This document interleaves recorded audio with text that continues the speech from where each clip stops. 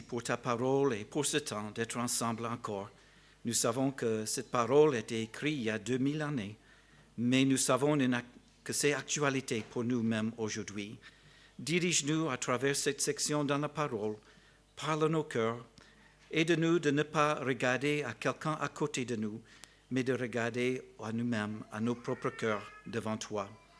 Aide-nous à laisser ta parole comme une lumière, illumine, qu'elle expose nos cœurs, afin que nous puissions savoir exactement ce que nous sommes devant toi. Dirige-nous et aide-nous à travers ce texte aujourd'hui, et nous prions au nom de Jésus. Amen. Je ne sais pas si vous avez constaté, cette section commence, toi qui te donnes le nom juif. Le nom juif venait de ce nom Judas. Alors dans l'Ancien Testament, la tribu d'où vient le Messie, c'était Judas. Et si vous vous souvenez un peu de l'arrière-plan, le nom de Judas était donné comment? C'était un miracle, c'était quelque chose que Dieu a fait, mais c'était un temps pour louer Dieu. Quand il est né, sa mère a dit que Dieu soit loué. Et le nom Judas, maintenant, qui a un lien avec ce nom loué, alors Judas est devenu le nom de ce garçon. Alors avec le temps, les Juifs ont pris ce nom Judas, comme c'était la tribu à travers laquelle le Messie viendra, et c'était une tribu qui était fidèle au Seigneur. Nous voyons qu'ils ont pris ce nom juif à partir de cela. Et il dit, toi qui donnes le nom juif, alors celui qui a ce sens de louer Dieu, notez bien à la fin, il dit, la louange de ce juif ne vient pas des hommes, mais de Dieu. Il fait un jeu de mots en disant que ce juif a une louange, mais ça vient de Dieu, mais ce n'est pas pour le sort de juif que vous pensez. Et c'est là où nous allons regarder aujourd'hui que ce texte est en train encore d'enlever toute chose, tout refuge qu'un homme moral peut avoir en pensant que ce sont ces choses qui vont les aider à arriver à la vie éternelle. Et Paul, dans cette section, va continuer à montrer que tous sont condamnés par Dieu. Chapitre 1, les païens sont condamnés, mais maintenant, chapitre 2, aussi l'homme moral, s'il a cette confiance dans sa moralité, lui aussi, il est condamné. Et c'est là où nous devons regarder une différence entre le vrai et le faux. Le vrai chrétien qui est réellement croyant et ce qui n'est pas vrai. Alors ce matin, c'était Philippe qui m'a montré une petite chose je ne sais pas s'il a acheté ça ou il a trouvé ça. Je ne sais pas si vous connaissez ce que c'est ici. Ça ressemble beaucoup à l'or, n'est-ce pas? Et ça pèse aussi, pour ceux qui sont en ligne. Ça pèse et on pense, voilà, ça c'est de l'or. Mais enfin, ce n'est pas de l'or, c'est une l'or fou, on peut dire, fool's gold.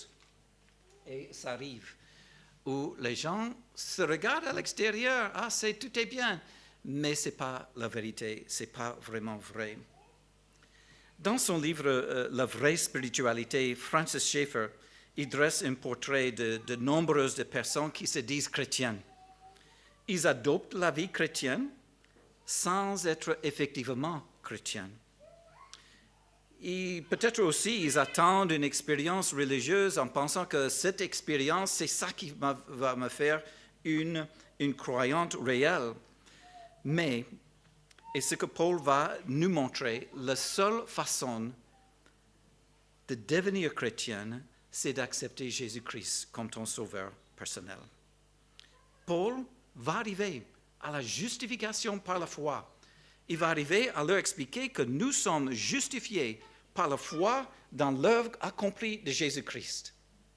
Mais avant cela, il devrait enlever toutes les confiances que les gens ont, qui ne sont pas en Jésus-Christ, mais les confiances dans lesquelles ils s'appuient beaucoup pour penser que c'est ça la vie éternelle.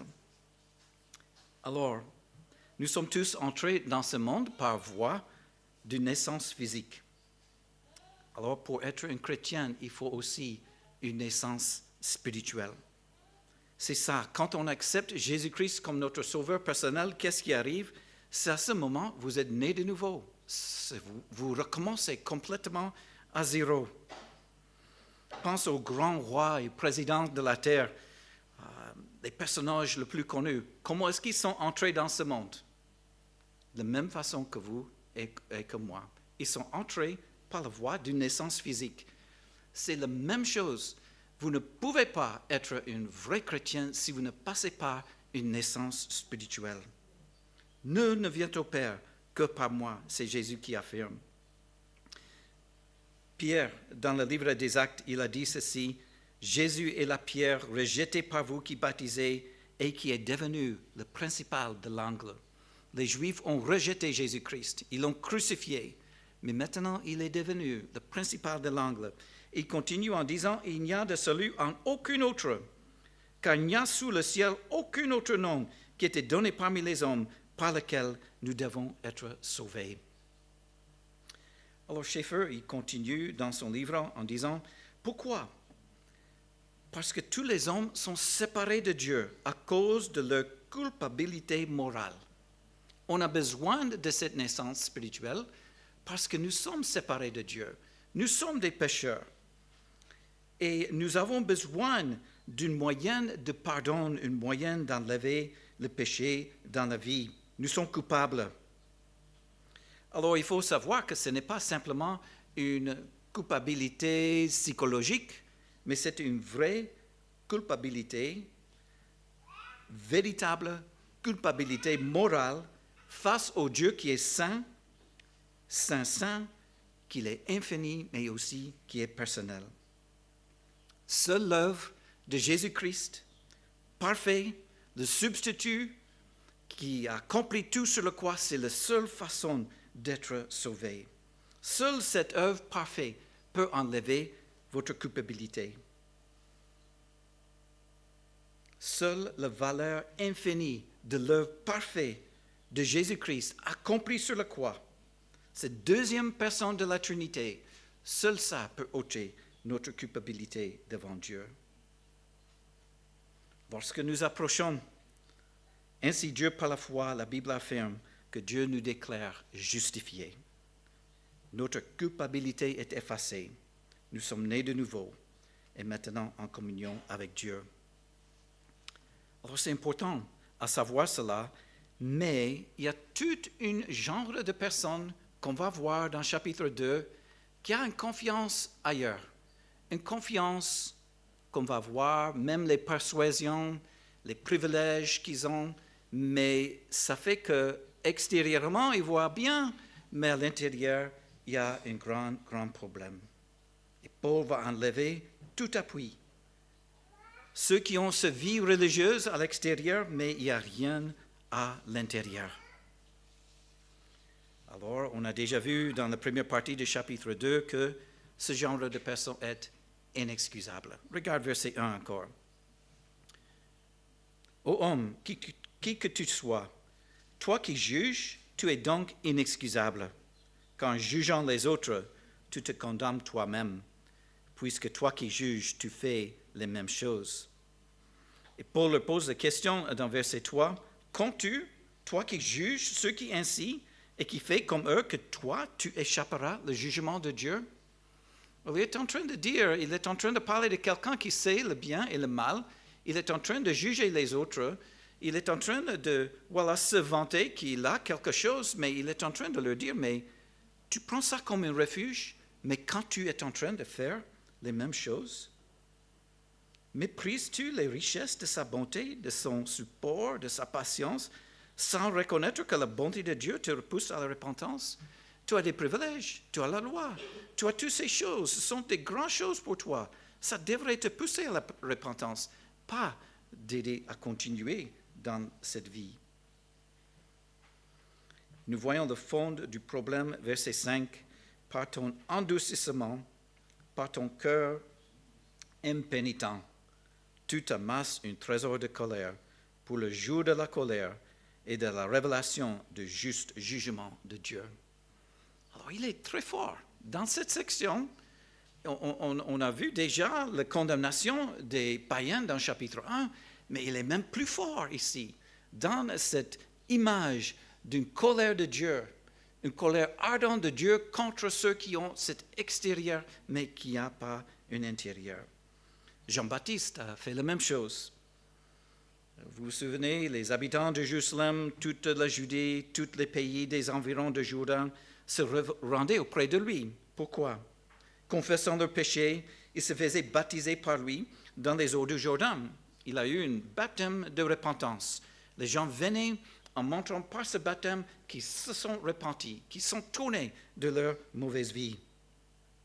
Mais voyant venir à son baptême beaucoup de pharisiens, des sadduciens, il leur dit, race de vipères, qui vous a appris à fuir la colère à venir? Produisez donc fruits dignes de la repentance et ne prétendez pas dire en vous-même, nous avons Abraham pour notre père. Car je vous déclare que de ces pierres-ci, Dieu peut susciter des enfants à Abraham. Alors, vous voyez le problème? Nous sommes enfants, nous sommes d'Abraham, c'est ça. À cause du fait que nous sommes des enfants d'Abraham, c'est le billet gratuit pour aller au ciel. Mais non, Jean leur a dit, produisez les fruits de repentance. Vous venez disant que vous êtes en train de repentir, mais ce n'est pas vrai. Vous faites ça pour l'extérieur et pas vraiment à l'intérieur.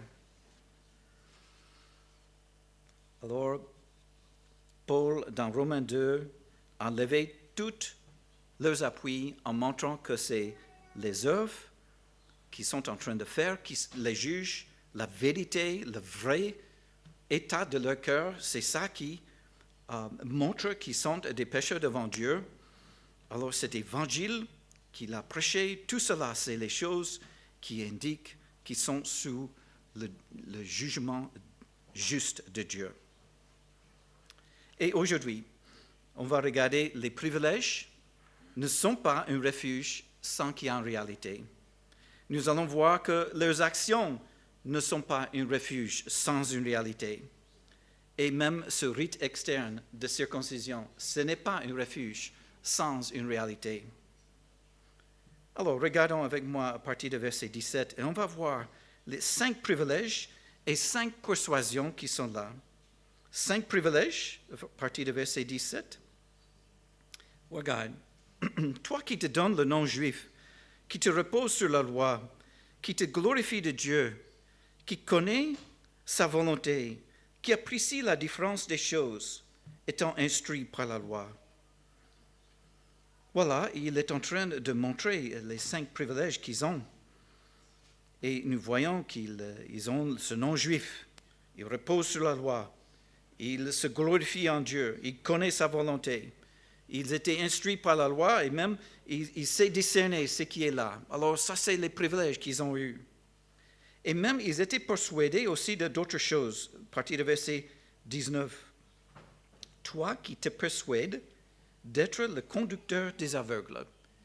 Ils avaient cette confiance entière. Ah, c'est à travers nous qu'on peut conduire ceux qui sont dans l'aveuglement.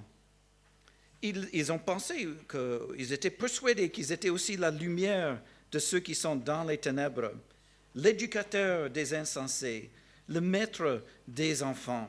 Vous voyez, ils ont cette supérieure connaissance. Ils étaient en train d'enseigner les autres et voilà, nous avons la vérité et c'est ça. Vous méditez le jugement de Dieu, mais ils n'ont pas jamais regardé à eux-mêmes. 10 avantages qu'ils viennent de montrer. Ça montre leur supériorité, mais au même moment, on voit cette loi qui était mentionnée 3 fois. Ils avaient cette loi, ils avaient toutes ces ressources pour connaître la vérité, mais ils n'avaient pas compris. Alors, pense un peu.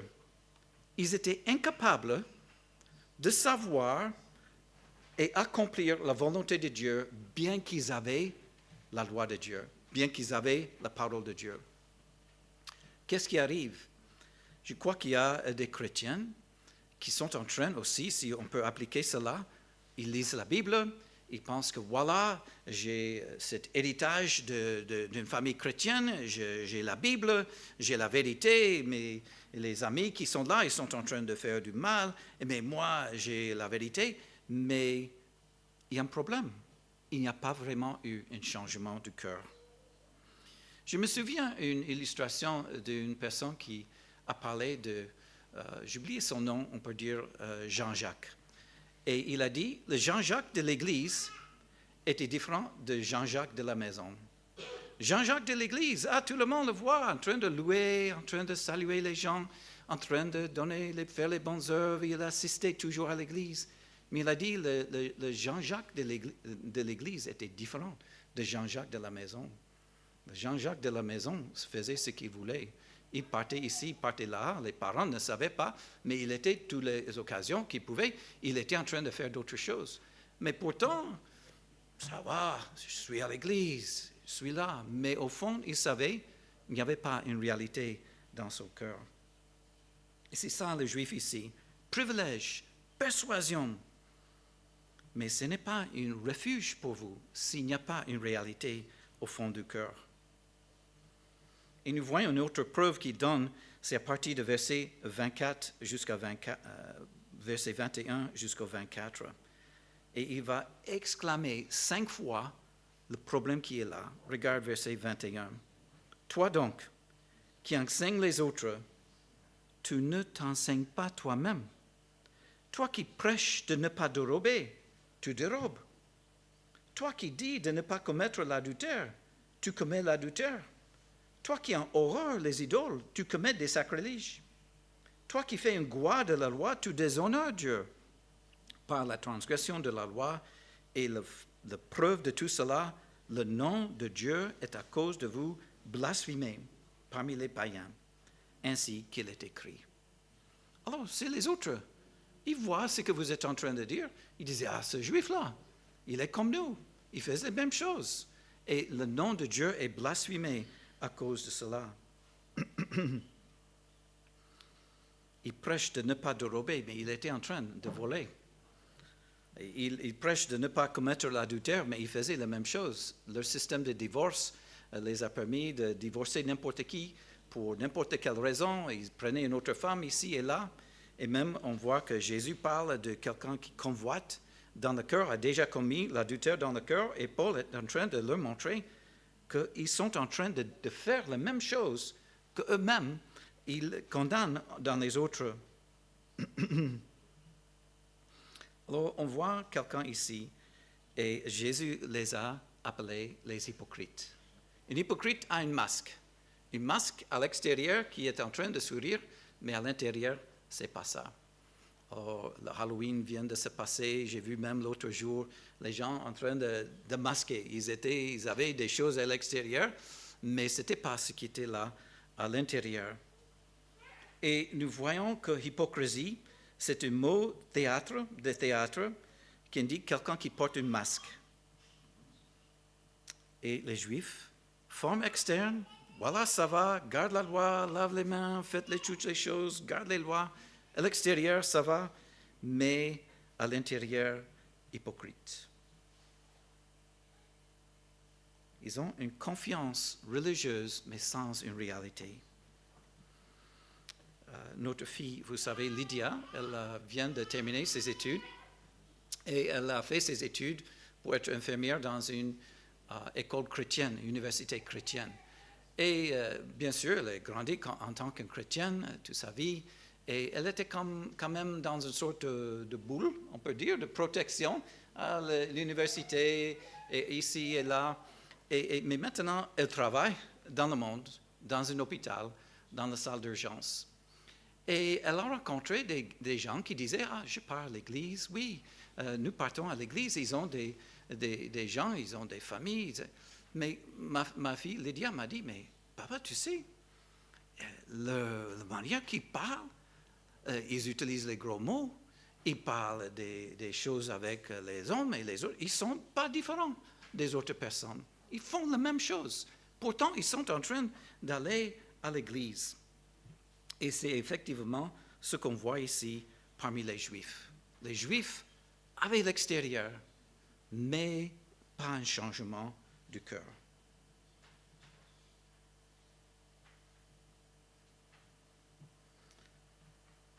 Le nom de Dieu est blasphémé parmi les païens. Alors, un témoignage qui est important, mais quelqu'un qui n'a pas une réalité dans le cœur, il ne peut pas vivre devant les autres. Et les gens vont savoir cela. Ézéchiel a même parlé de ce genre de personnes. Ils ont profané son saint nom dans Ézéchiel 36. Je n'ai pas le temps de lire toute la section ici, mais Ézéchiel est en train de parler de ceux qui ont profané le nom de Dieu. Par leurs actions, les gens ont vu Dieu d'une certaine manière parce que leurs actions étaient en train de témoigner que leur Dieu était comme ça. Et ils ont profané le nom de Dieu. Et Dieu a dit ceci dans Ézéchiel 36, verset 21. « J'ai voulu sauver l'honneur de mon saint nom, que profaner la maison d'Israël parmi les nations où elle est allée. C'est pourquoi, dis à la maison d'Israël, ainsi parle le Seigneur éternel. Ce n'est pas à cause de vous que j'agis de la sorte, maison de l'Israël, mais à cause de mon saint nom que vous avez profané parmi les nations où vous êtes allés. Je sanctifierai mon grand nom qui a été profané parmi les nations, que vous avez profané au milieu d'eux. Et les nations sauront que je suis l'Éternel, dit le Seigneur, quand je serai sanctifié par vous sur les yeux. » On sait que le jugement est arrivé, et le jugement, ce sera une manière où les gens vont voir qui est vraiment un Dieu. Et ils ont sanctifié le nom. Combien de fois est-ce que nous avons prié cela? Que ton nom soit sanctifié, que ton nom soit mis à part, que les gens ne soient pas, ne profanent pas ton nom, mais qu'ils vous regardent qui tu es. Est-ce que les gens voient cela à travers nous, dans nos business, dans nos quartiers? Est-ce qu'ils voient l'amour de Christ? Est-ce qu'ils voient un changement de vie? Est-ce qu'ils voient c'est Jésus-Christ qui est au fond de votre vie? Ou est-ce qu'ils voient plutôt quelqu'un qui est en train d'aimer le monde et enfin sera un ennemi de Dieu? Quelqu'un qui est en train de suivre ce que les hommes et les femmes sont en train de faire, de parler comme eux, de dire comme eux. Alors, on voit qu'au fond, il y avait eu un problème. Jésus a dit, vous êtes le sel de la terre. Mais si le sel perd sa saveur, à quoi la lui rend-on? Il ne sert plus qu'à jeter dehors et fouler aux pieds par les hommes. Vous êtes la lumière du monde. Une ville située sur une montagne ne peut être cachée. On n'allume pas une lampe pour la mettre sous le boisseau, mais on le met sous le chandelier et elle éclaire tous ceux qui sont dans la maison. Que votre lumière luise ainsi devant les hommes, afin qu'ils voient vos bonnes œuvres et qu'ils glorifient votre Père qui est dans les cieux. Jésus parlait de cela, l'importance d'être la lumière, d'être le sel devant ce monde, qui fait une différence pour les gens.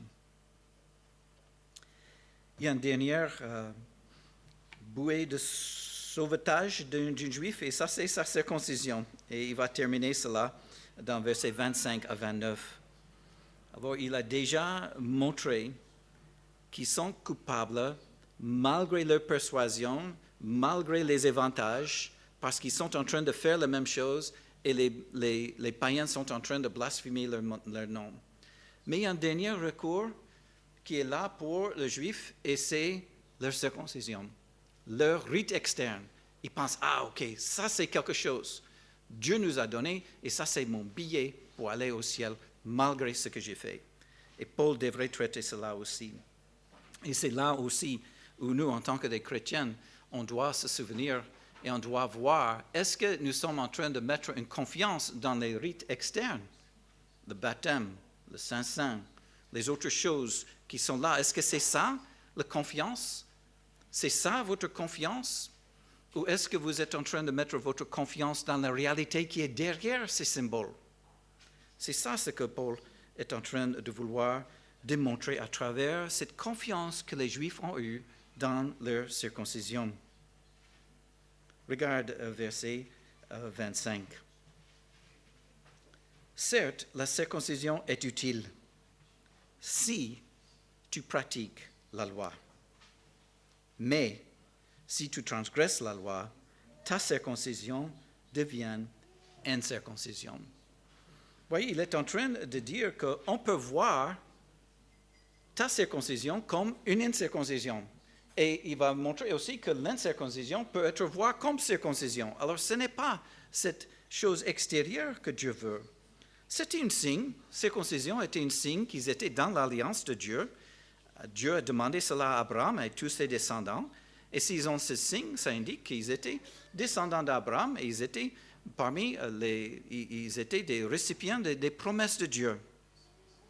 Mais comme une bague, une alliance est un signe de mariage, à quoi sert une alliance si la personne est en train de faire les choses qui n'indiquent pas qu'il est même marié?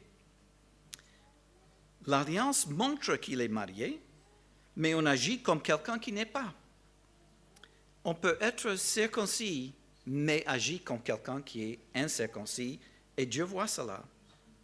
Dieu voit que le fond du problème, ce n'est pas une rite extérieure que vous avez subi, les mâles parmi vous.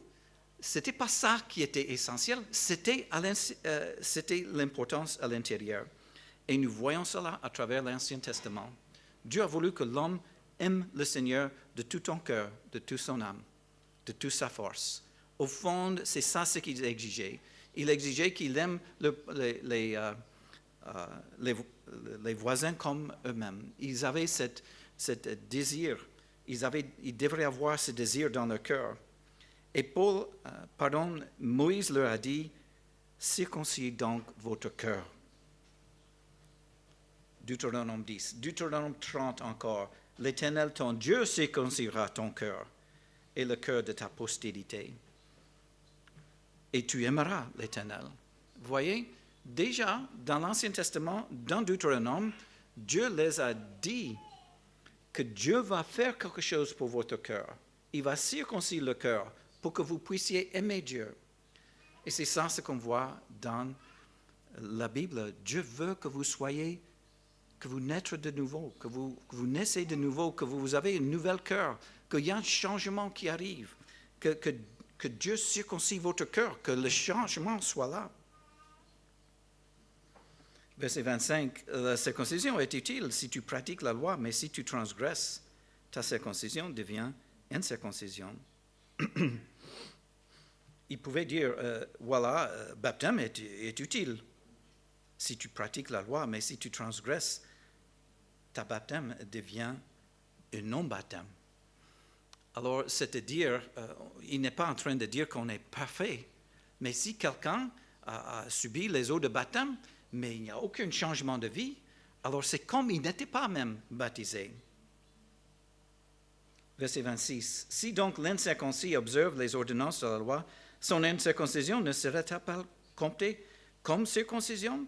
Il fait l'inverse maintenant.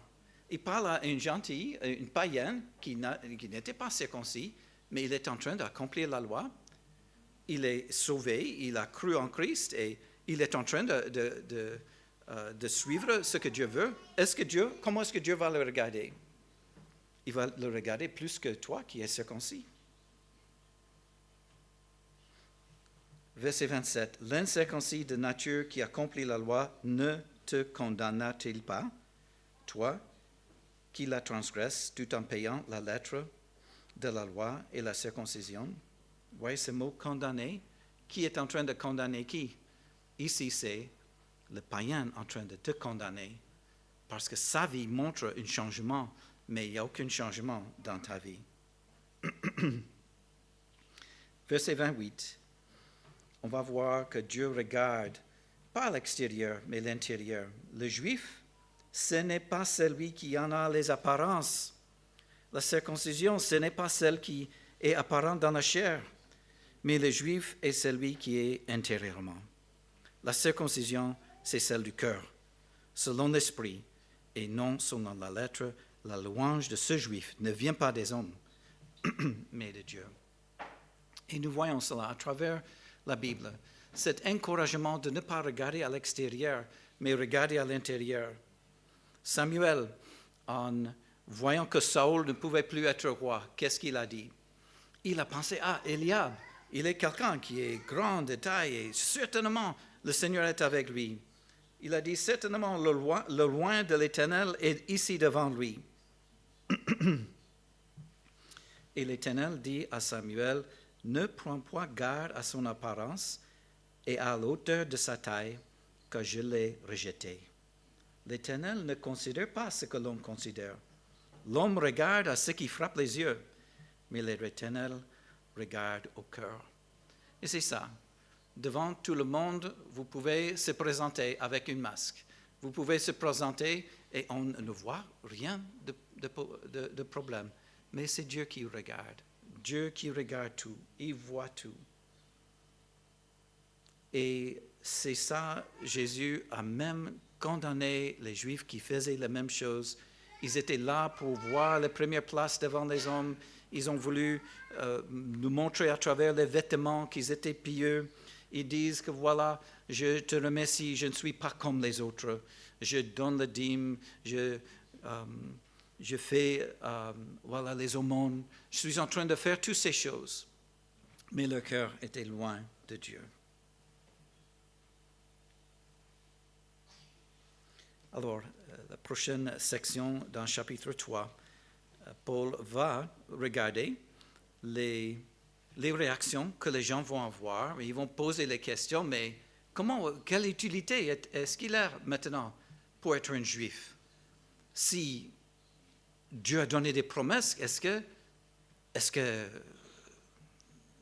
ça vaut rien d'être un juif? Il va répondre cela dans chapitre 3 et on va regarder ça prochainement. Mais pour le moment, je crois que c'est important pour nous tous, en regardant un texte qui est assez fort, de voir que adopter la vie chrétienne sans être effectivement chrétienne n'est pas ce que Dieu cherche. Chercher une expérience spirituelle sans qu'il y ait un changement de cœur, ce n'est pas ça non plus. La seule façon de devenir chrétien, c'est d'accepter Jésus-Christ, de mettre votre confiance entière sur cette œuvre accomplie que Jésus-Christ a fait sur la croix. Vous ne pouvez pas, à travers vos œuvres, mériter le salut. Jésus-Christ a fait tout, il a accompli tout. Mettez votre confiance en lui. Soyez aujourd'hui ceux qui naissent de nouveau en croyant en Jésus-Christ, en se repentant du péché, et vous voyez la vie éternelle. Et pour ceux qui sont ici, qui sont des chrétiens, voilà aussi un encouragement pour nous tous d'être le sel de la terre, d'être la lumière dans ce monde. Paul disait dans Éphésiens, « Autrefois vous étiez ténèbres, maintenant vous êtes lumière dans le Seigneur. Marchez comme des enfants de lumière. » Le fruit de la lumière consiste en toutes sortes de bonté, de justice et de vérité. C'est ça que le Seigneur nous aide à avoir, ce cœur de bonté, des bonnes œuvres, le cœur qui indique qu'on aime le Seigneur Jésus, un témoignage qui reste debout devant les insultes et les souffrances que les gens vont faire parce qu'on est chrétien. Pierre disait la même chose. Mes bien-aimés, ne trouvez pas étrange d'être dans la fournaise de l'épreuve. Comme si vous arrivez quelque chose d'extraordinaire, réjouissez-vous au contraire de la part que vous avez aux souffrances de Christ. C'est-à-dire, comme Jésus-Christ a souffert à cause de ce qu'il était, vous allez souffrir aussi à cause de votre identification avec Christ. Il a dit, afin que vous soyez aussi dans la joie, dans la régresse, lorsque sa gloire apparaîtra. Si vous êtes outragés pour le nom de Christ, vous êtes heureux, parce que l'Esprit de gloire, l'Esprit de Dieu, repose sur vous. Que personne d'entre vous, en effet, ne souffre comme un meurtrier ou voleur ou malfaiteur, ou pour être géré dans les affaires d'autrui, mais si quelqu'un souffre comme un chrétien, qui n'en ait point honte, et plutôt qui glorifie Dieu à cause de son nom. Voilà un encouragement pour nous tous. Dieu regarde nos cœurs, que le Seigneur nous aide à être la lumière et le sel pour ce monde qui est en train d'aller en enfer. Et ils ont besoin de savoir ceux qui sont des vrais croyants, qui montrent cela à travers leurs œuvres. Seigneur, merci pour ta parole, pour cette section dans Romains chapitre 2. Et nous voyons une section forte, une section essentielle pour ceux qui ont un extérieur, mais pas un intérieur. Seigneur, aide chacun de nous à réfléchir sur ce qu'on vient de voir ce matin. Et aide-nous, Seigneur, aussi à être une lumière, de te glorifier à travers ce qu'on fait, à travers notre témoignage. Pas pour être vu des hommes, mais pour te glorifier et pour t'honorer. Bénis-nous cette semaine. On ne sait pas ce qui va arriver dans cette semaine. Il y a beaucoup de choses qui peuvent arriver. On a besoin de toi, Seigneur. Toi qui règnes au-dessus de toutes choses, toi qui connais tous les cœurs des hommes, toi qui élève un et qui s'abaisse un autre, on veut se soumettre encore à toi-même. Et nous prions que ta volonté soit faite dans cette terre, que ton nom soit sanctifié, que ton nom soit glorifié à travers nos vies. Et nous prions au nom de Jésus. Amen.